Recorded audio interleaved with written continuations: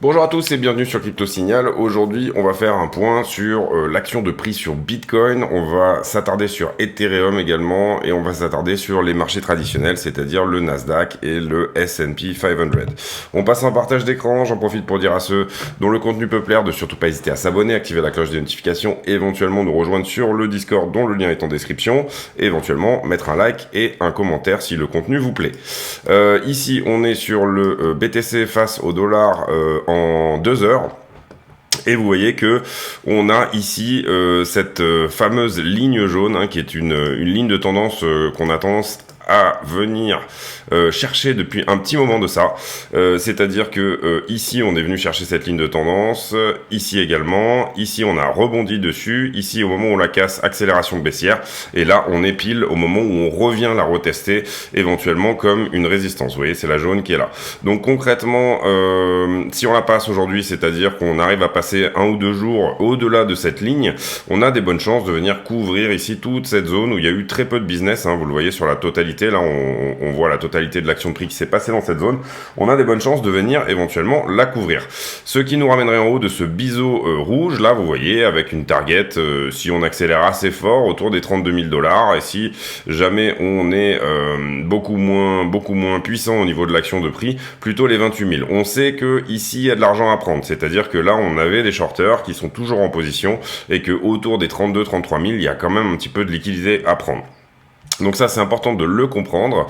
On est actuellement dans une configuration où soit on décide de casser cette résistance, venir la chercher ici, et ensuite on reviendra la tester comme un support, soit on se fait rejeter, et c'est-à-dire que là, a priori, on reviendrait à minima sur cette droite blanche que vous voyez ici au 22 609, ou alors un petit peu plus bas au 21 285. On a aussi des figures ici chartistes qui nous donnent un petit peu un point de vue un peu plus bearish, notamment s'il n'évolue pas, c'est-à-dire s'il ne casse pas à la hausse rapidement ce bear flag ici qui a une target, vous le voyez ici, de 14 143 $, donc le bear flag étant le drapeau ici violet, et également cette épaule tête-épaule dont on a pas mal parlé sur la chaîne, qui se constitue comme suit, c'est-à-dire épaule, tête, épaule. Et précisément ce qu'on est en train de tester là, vous voyez que c'est la ligne de coup de cette fameuse épaule, tête, épaule. Donc vraiment sortir de ça et vraiment repasser ce point-là serait l'invalider. Vous comprenez que ici on avait fait une autre épaule, tête, épaule plus petite, là celle-ci, et on s'était toujours fait rejeter par cette ligne de coup. Vous le voyez là, la ligne de coup qui est ici, on avait eu des rejets permanents. Donc on n'a jamais réussi à vraiment invalider cette figure. Et qu'est-ce qui s'est passé? On est allé chercher sa target qui se trouvait, ici. Donc vous voyez qu'on est allé la chercher pile poil, c'est vraiment au niveau précis. Bon alors donc voilà, concrètement les figures chartistes ne se réalisent pas toujours, les targets ne se réalisent pas toujours. Ceci pourrait être tout simplement une déviation en dessous de la ligne de coup et on pourrait ici réintégrer, et c'est vraiment ce qu'on cherche à faire ici et à ne pas bien entendu repasser derrière en dessous. Donc journée décisive au niveau chartiste en tout cas, journée décisive pour savoir un petit peu où est-ce qu'on va dans les prochaines semaines. Ça c'est pour le chartisme. On va aller voir rapidement la même chose sur Ethereum. Ethereum très en forme qui nous fait un 1907 $ quasiment sans correction. Vous comprenez que la structure sur Ethereum est beaucoup plus boule, bien entendu, que celle de Bitcoin, on le voit sur les pourcentages. Et pour le coup, sur Ethereum, on vient de péter ici cette résistance qui était autour des 1007, donc ça c'est une très bonne chose. Et on se dirige vers une autre résistance qui se trouve ici au 2160, pardon. Donc pareil sur Ethereum, on va dire que la structure, pour le coup là, on a déjà réintégré cette ligne de coup d'épaule tête épaule, si je vous la mets là, c'est précisément ce qu'on avait tout à l'heure. Donc ça a déjà été, on en est déjà sorti, on a déjà fait le pullback dessus, et là probablement on est certainement en train d'essayer d'aller plus haut sur Ethereum. Voilà, vous allez voir quand on fera le sentiment que tout n'est pas rose, mais on a ici des bons signaux de reprise à minima pour Ethereum jusqu'au 2159 $ dans un premier temps, et peut-être revenir également tester le haut du biseau ici, vous le voyez, ce biseau blanc, jusqu'au 2646. Néanmoins, on est pour moi sur un point de TP sur Ethereum, en tout cas pour ceux qui, comme moi, ont acheté les 1000 $ à peu près, moi j'avais acheté à peu près par là. ceux qui ont acheté les 1000 $, il est peut-être question ici de prendre un petit peu de profit sur ce x100, enfin sur ce plus 100%. Voilà, pour moi en tout cas, vous faites ce que vous voulez. Après, c'est votre manière de gérer vos profits, etc. Moi, j'ai tendance à être plutôt conservateur de ce côté-là, donc je vais ici prendre une toute petite partie de mes profits, de manière tout simplement, si jamais on est plus bas, avec le cash que j'aurais fait, racheter un petit peu plus bas. Au niveau du VPVR, donc du volume profile sur Ethereum, vous voyez qu'on a bien comblé là tout le trou qu'il y avait ici, et pour l'instant on est en train de s'installer au-dessus des 1845, ce qui serait vraiment une bonne chose. Donc là c'est pareil, soit on a rejet et on retourne un petit peu dans des zones de business, soit on va vraiment revenir un petit peu travailler une zone supérieure. Mais vous voyez que le volume profile sur Ethereum, pour le coup, le trou il est ici, hein. Vous comprendrez qu'on a vraiment pas grand chose ici qui a été couvert de 650 $. Vous voyez qu'on l'a traversé très vite ici, de 650 $, à 1000 $. Donc voilà, pour moi ça m'incite un petit peu, non pas à la méfiance, mais à quand même dire pourquoi pas ici prendre un petit peu de profit là-dessus, tout simplement. Ensuite, on va faire les marchés américains. On va faire d'abord un petit tour sur la stablecoin dominance. La stablecoin dominance, ici, vous vous rappelez que je vous avais expliqué qu'on est dans ce channel depuis 2018. L'apparition des stablecoins, on va dire. Donc là, on était quasiment à 100% de crypto. Et puis petit à petit, tout ça, c'est l'adoption tout simplement des stablecoins. Et à chaque fois qu'on est un petit peu en haut du canal, on se rend compte qu'on est plus ou moins en bull market. Et quand on est en bas du canal, c'est l'inverse. Excusez-moi. Quand on est en haut du channel, on est en stablecoin dominance. Donc oui, on est j'ai dit quoi? Bear market? Je me rappelle plus. Bon, c'est pas grave. En tout cas, quand ça descend, c'est bon pour Bitcoin, et quand ça monte, c'est pas bon pour Bitcoin. Donc vous comprenez l'idée ici, on est à la descente, c'est bien, on s'est fait rejeter par le haut du canal, et si jamais on va vraiment rechercher ici les 6% de stablecoin dominance, ça veut dire que tout simplement, on va avoir effectivement une jolie saison, ou en tout cas un très beau rallye d'été, sur lequel on pourra vraiment s'appuyer. Vous voyez qu'en général, c'est quand même, on va dire, des tendances qui dure à peu près 1 an. Ici, on avait une remontée qui avait duré 6 mois. Enfin voilà, il n'y a pas vraiment de règles, hein. Vous le voyez ici sur toutes les barres que j'ai mises. Mais pour l'instant, on est dans une magnifique correction. Vous voyez que cette correction semble s'accélérer. On aura probablement quelque chose à un moment donné qui va remonter à ce niveau-là, puisque en général, on fait des corrections ici qui se font en 3 phases. Et donc, vous le voyez par exemple ici, 1, 2, 3. Voilà. Ici, 1, 2, 3. Donc, en l'occurrence, ici, ce qui serait bien, c'est qu'on accélère un petit peu tout ça pour descendre aux 8 ou 10% de stablecoin dominance. Oui, c'est ça, oui. Aux 8% de stablecoin dominance. Pour l'instant, on est à peu près à 11%. Donc c'est pas mal. Le plan suit son cours, c'est-à-dire qu'on s'est fait rejeter par ça, donc ça veut dire théoriquement que on est pas mal à ce niveau-là. Le truc qui serait vraiment pas du tout bull, ça serait tout simplement de revenir tester encore une fois le haut du canal, potentiellement le casser, etc. Tous ces canals, bien entendu, sont des modèles qui ne tiennent pas ad vitam aeternam, mais en tout cas pour l'instant, 2018, il a très bien tenu. On continue ensuite sur les marchés traditionnels. Marché traditionnel, on a un pétrole qui rebondit légèrement, ce qui est normal puisque du coup, vous avez compris que on a eu plus ou moins un pic d'inflation hier. En tout cas, l'information qu'on était peut-être dans un pic d'inflation, c'est-à-dire qu'on avait touché le pic d'inflation le mois dernier, puisqu'on a une inflation qui est désormais à la baisse, 9,1% contre 8,5% pour le mois de juillet. Donc du coup, ici, le pétrole rebondit parce que le pétrole était en train de pricer une récession, et si on a atteint un pic d'inflation, tout simplement le cours du pétrole brut remonte, et c'est tout à fait normal. Tout ça sont des mécanismes qui s'auto-régulent, donc on fera bien attention à ce qu'ils rebondissent pas trop, à ce qu'ils se fassent potentiellement rejeter par tout ça, et l'indice des commodités qui rebondit avec lui. Commodités étant les matières premières, tout ce qui est bouffe, énergie, etc. Ensuite, le Nasdaq qui nous fait une ouverture ici en gap haussier. Là, on a ouvert il y a un quart d'heure. Gap haussier qui est tout de suite comblé, vous le voyez. Là, on est en train de venir chercher ici ce gap. Pareil pour le SP500 qui, lui, pour l'instant, a ouvert en gap haussier, mais n'est pas encore ici en train de corriger.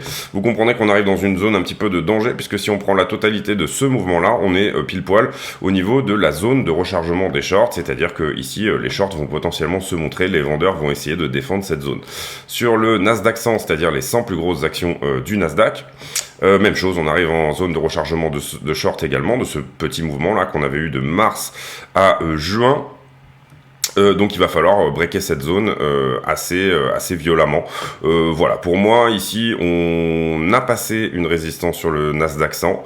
Vous voyez qu'elle est légèrement en dessous ici, mais rien n'est joué hein. Pour le moment on est vraiment sur une config plutôt plaisante, plutôt jolie, mais rien n'est joué, que ça soit pour le Nasdaq, le S&P 500 ou le Nasdaq 100. Ici, vous voyez que les stocks qui montent, donc là on est sur les news, les stocks qui montent après que le Nasdaq entre dans un bull market. Les producer prices, donc c'est les coûts de production qui se sont calmés en juillet, ça suit un petit peu l'inflation. L'OPEC qui coupe la demande de... en fait, l'OPEP est en train de fermer le robinet légèrement, puisque effectivement on était en train de pricer une récession, donc ça veut dire qu'en fait ils essayent de contrôler les prix en fermant le robinet. Et voilà, notamment également en Ukraine, la bataille de Kherson. Donc je pense que demain je ferai une spéciale un petit peu sur la guerre en Ukraine, etc. Ici, rien de bien méchant sur CoinDesk. Un fork peut-être prévu sur Ethereum au moment de The Merge, puisque les mineurs veulent continuer à miner de l'Ethereum, donc ils sont en train d'essayer de pousser un fork, c'est-à-dire que tout simplement Ethereum partirait dans deux directions. Une partie de la blockchain serait mise en fourchette, hein, on aurait un Y, et une partie de la blockchain se séparait. Ici, donc vous le voyez sur le calendrier économique, on a eu aujourd'hui les Producer Price Index, et on a une baisse de 0,5%. Vous voyez que le forecast, donc le consensus, était à une augmentation de 0,2%. Donc là, c'est quand même une très forte correction. Donc ça c'est plutôt bien également par rapport à cette narration de l'inflation va baisser. Ce qu'on veut pas voir maintenant c'est ce genre de news justement où l'OPEC justement ferme le robinet. Ce qu'on veut pas trop voir c'est ça, parce que nous on veut un pétrole qui corrige, et on veut du coup, comme le pétrole corrige, que ça fasse baisser tout simplement la partie du headline CPI, donc le CPI qui fait partie de tous les biens et services. Toute cette partie que j'appellerais inflation de l'offre, c'est-à-dire tout simplement le pétrole et la bouffe, en gros on veut qu'il corrige au maximum pour pousser le chiffre de l'inflation globale vers le bas. Donc voilà, ça c'était pour les news. On va faire maintenant le sentiment. Le sentiment avec un carnet d'ordre ici où on a des positions à la vente. Il y a eu beaucoup de ventes hein, ici sur toute cette hausse, beaucoup de ventes. Ici on a quelques positions à la vente, mais c'est pas bien méchant jusqu'au à peu près 25 000 $, hein, un petit peu de monde aussi. Ouais c'est ça, jusqu'aux 25 000 $, on a des positions assez conséquentes, 25 000, 10 $. Donc attention, dans cette zone on pourrait se faire rejeter puisqu'on a beaucoup de Bitcoin sur le carnet d'ordre qui sont positionnés à la vente. Les options pour demain, Max Pain Price à 23 000 $. Si vous comprenez pas ce que je dis sur les options, n'hésitez pas à aller voir le tuto que j'ai fait qui s'appelle Bitcoin qui manipule le prix. Max Pain Price à 23 000. Vous voyez que ici, donc ça c'est les puts, les calls. Il n'y a pas la valeur intrinsèque. Ça a changé un petit peu Coins Option Track, donc il faut que je m'y fasse un petit peu. Mais globalement, on a ici un très fort intérêt pour les calls. Et tout de suite on descendrait. Donc là on ferait perdre plus de calls tout simplement, j'ai l'impression. Mais globalement aller à 23 000 d'ici demain matin si les options les y poussent, c'est-à-dire si c'est pour eux rentable de le faire, ne serait pas complètement déconnant. Ensuite, les marchés en levier, on va faire Bitcoin et Ethereum. Bitcoin, vous le voyez, qui a pris ce point au niveau des leviers de short. Hein. On est venu short squeezer tout ce petit monde.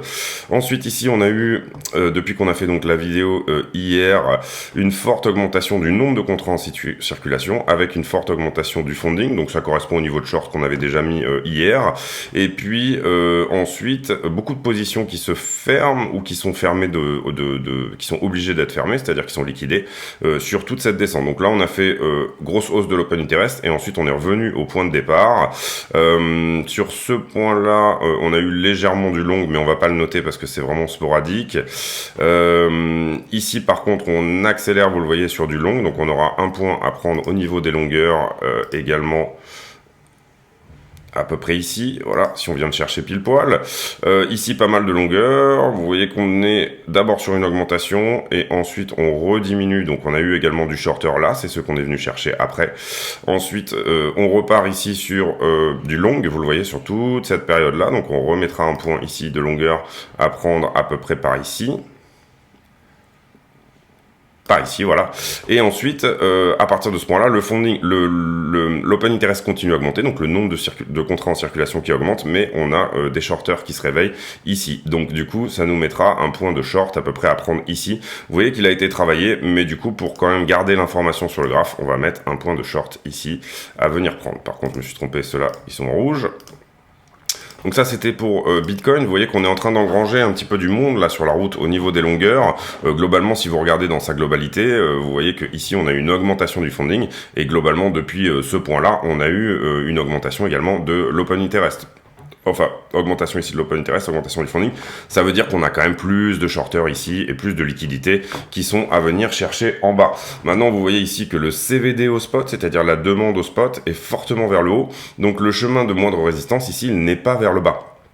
Et ça empêche un petit peu les market makers de venir cueillir toutes ces positions parce que tout simplement ça coûte très cher d'inverser cette demande au spot qui est relativement forte. Donc comme on a beaucoup de gens qui sont demandeurs au spot, finalement ce mouvement vers le bas a beaucoup moins d'intérêt, n'est pas rentable, hein, on va dire, voilà, n'est pas rentable pour les market makers pour venir chercher tout cet argent, voilà. Ensuite, ici, Ethereum qui a travaillé ce niveau-là. Hop, sur Ethereum, on va se mettre un petit peu plus large, voilà, on va se mettre en 12 heures, c'est bien. Donc Ethereum qui est venu chercher ce niveau-là, énorme augmentation ici de l'open interest, qui se fait principalement sur du long, donc on aura un niveau de long à venir prendre juste là. Et ici, on avait du short, mais c'est vraiment sporadique, donc on va pas le mettre. Et par contre, là, vous voyez qu'on se réveille au niveau des shorters, là, pile à l'instant T. Vous voyez que le funding passe dans le rouge et on continue à augmenter au niveau de l'open interest. Donc ça veut dire qu'à partir de ce point-là, qu'on notera ici, voilà, tac, là, on a eu du shorter. Et depuis, on n'a que ça. Donc ça, c'est plutôt une bonne nouvelle. Ça veut dire que, étant donné que sur Ethereum, le chemin de résistance est plutôt vers le haut, vous le voyez, le chemin de moindre résistance, il y a une vraie demande au spot pour Ethereum, et bien tout simplement, ça veut dire que on va continuer à short squeezer, puisque c'est là-bas que va le prix. Ça coûte très peu cher de l'aider à y aller pour les market makers, donc on va venir chercher ici des liquidations qui sont supérieures. Principalement, si on se met en 12 heures, vous voyez que les prochains très gros niveaux, ici sur Ethereum, ils sont à 2950 et oui, sur le funding, voilà, c'est ça. On a quand même pas énormément de choses entre les 2000 et les 2950 ici à venir chercher. Donc soit la demande ici, elle continue, donc surveillez bien le CVD au spot, soit la demande, elle continue à être au nord, soit tout simplement quand cette demande va s'épuiser, se calmer, ou alors que le prix sera trop haut pour que cette demande considère que c'est un juste prix, et ben on risque de se prendre une petite tatane, histoire de venir corriger tout simplement les gens qui étaient vers le bas. En tout cas, voilà, vous comprenez ici que les forts niveaux de short, là je vous les ai mis en pointillé. Globalement, hop, si je vous mets ça, les forts niveaux de short, je les ai gardés hein, sur Ethereum pour avoir un petit peu ici, voilà, une idée. On avait eu un troisième fort niveau de short qui était ici. Si jamais on vient vraiment liquider ce niveau, vous voyez qu'on s'est occupé là pour l'instant de 26%, donc on s'est occupé des leviers x5. Si jamais on voulait s'occuper des leviers x2, admettons, et qu'on avait eu beaucoup de gens conservateurs, on pourrait venir chercher les 2255 $ pour tout simplement mettre ces gens-là en liquidation. Sur iBlock, deux grosses positions à venir chercher. Vous le voyez, cette grosse position ici à 328 millions de dollars. Donc, on ne connaît pas le prix de liquidation. Hein. C'est pour ça qu'il y a trois gros ronds. On ne connaît pas son levier. Mais vous comprendrez que si jamais cette position est en levier x25, on est ici, on va le trouver. Voilà.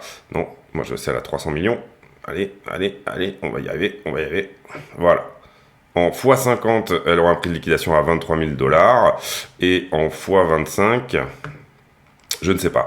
Deuxième grosse position aussi qui s'est ouverte là, et si jamais elle était en x50, liquidation à 24 270. Si jamais elle était en x25, liquidation à 23 800. Pour l'instant sur Bitcoin, on a plus de longueur que de shorter à cause de principalement ces deux très grosses positions.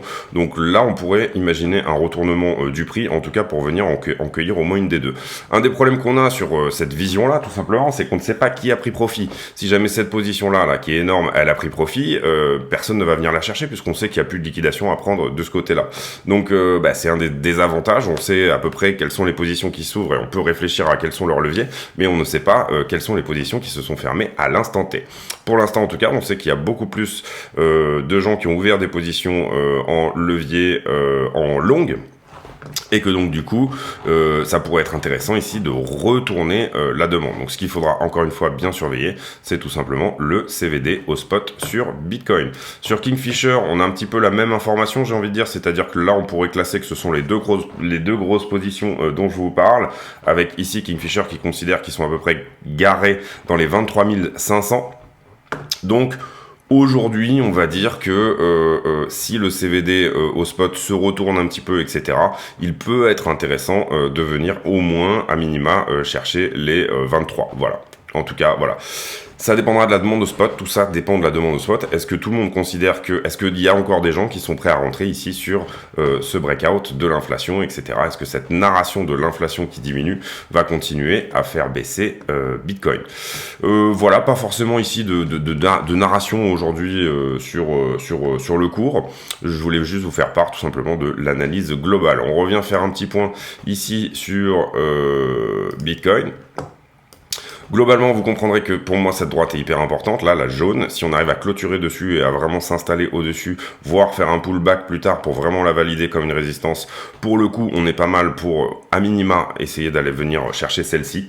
Et si on a un rejet là-dessus, on reviendra probablement finir ce mouvement-là, là, vous voyez, ce gros mouvement, qui tout simplement est plutôt, en flat. Après, ici, si jamais on regarde vraiment la structure de près, en une heure, on a fait globalement à peu près ce que j'avais potentiellement annoncé, puisque c'était pas forcément mon scénario privilégié, mais avec le CPI, j'avais dit que c'était vraiment quelque chose qui pourrait arriver, excusez-moi, et où on a fait une sorte de structure en double bottom, mais on n'est pas sur un bottom. Vous comprenez qu'on en rentre ici par le haut. Donc ça enlève évidemment une partie des possibilités de cette figure. Si on était en bas de quelque chose, elle serait beaucoup plus forte, elle aurait vraiment une target, etc. Mais globalement, c'est une figure qui semble être plutôt bullish. Si on avait fait la même chose mais dans l'autre sens, c'est-à-dire là on serait sur un double top et ça serait vraiment pas très joli. En tout cas voilà, jolie figure de continuation ici. Les options, le sentiment, tout ce qui est vraiment sentiment, carnet d'ordre, etc. nous disent que potentiellement on va galérer à dépasser les 25. Mais si la demande au spot est suffisamment puissante et si les longueurs, tous ceux qui sont rentrés un petit peu sur ce mouvement-là, juste avant la sortie du CPI, si les longueurs ici commencent à fermer des positions et ne sont pas trop gourmands, on peut imaginer ici aller plus haut et on peut imaginer avoir des shorters qui se réveillent, etc. Donc au niveau sentiment, c'est pas génial. Au niveau demande au spot, c'est joli. Au niveau graphisme, on est sur un point où il y aura potentiellement des confirmations qui vont sortir dans les prochains jours, notamment par rapport à cette droite jaune, et notamment pour moi il est très important de péter ce drapeau là pour pas s'installer dans ce bear flag pendant trop longtemps, puisque là il est vraiment propre, vous voyez qu'on est vraiment sur tout ce bear flag, et là pour le coup il est vraiment en bas d'une forte descente, donc voilà, il est plutôt clean pour moi. Et je vous rappelle qu'il a une target aux 14 000 $, donc c'est pas vraiment le chose qu'on a envie de voir. Maintenant, regardez, si jamais, du coup, j'avais mis cette droite il y a déjà un bon petit moment, et vous devez la décaler ici au point de cassure, c'est-à-dire en bas là, mais vers le haut du flag. Donc petit à petit, finalement, la target augmente de ce bear flag. Petit à petit, à force de rester dans cette correction parallèle, on augmente ici la target tout simplement de cassure. Donc ça, c'est plutôt une bonne chose aussi. Imaginons qu'on y aille complètement en ligne droite et qu'on aille carrément toucher ce biseau en continuant à faire cette espèce de canal haussier. Et du coup, vous comprendrez que ça voudra dire qu'on aura une target qui reviendra exactement au Double bottom de 17 600. Encore une fois, les figures chartistes ont des probabilités. On joue ici des probabilités. Donc on ne dit pas où va le prix. On dit tout simplement que si cette figure venait à casser à la baisse à un moment, si on restait dans cette correction parallèle et qu'elle venait à casser à la baisse à un moment, on aurait un certain pourcentage de chance. Alors là, pour le bear flag, je l'ai oublié. Je sais que pour le bull flag, on est quasiment à 60 ou 70% de chance d'atteindre la target. Pour le bear flag, c'est beaucoup moins. Je pense qu'on est plutôt ici sur des chances de continuation baissière, c'est sûr, mais au niveau d'atteindre les targets qui sont posés, on est plutôt sur des chances qui sont autour de 30 ou 35%. Donc en dessous de 50, théoriquement on les joue pas, mais voilà, vous comprenez ici l'idée, en tout cas chartiste de tout ça. Soit on accélère là ici et donc on invalide ce bear flag, on invalide en même temps l'épaule tête épaule, enfin en gros toutes les figures bearish ici qui nous mettent un petit peu dedans, et soit on casse tout ça et effectivement là pour le coup il nous restera que ce biseau à casser, et ce qui serait vraiment à mon avis resterait quand même difficile vu le contexte, mais serait possible, soit tout simplement on a ici un rejet par cette droite jaune, ou tout simplement un nouveau rejet ici, et tout ça pourrait être une déviation. Voilà, c'est tout pour moi aujourd'hui, j'espère que cette vidéo vous a plu. Si c'est le cas, n'hésitez pas à vous abonner, activer la cloche de notification et mettre bien sûr un like et un commentaire si le contenu vous plaît. J'ai pour habitude de demander à mes abonnés de mettre un commentaire à la con, c'est-à-dire un commentaire qui n'a rien à voir avec le cours du Bitcoin, de manière à discuter d'autres choses tout simplement en fin de vidéo, et à voir les gens qui ont réussi à voir la vidéo jusqu'à la fin. Et la question du jour sera est-ce que vous êtes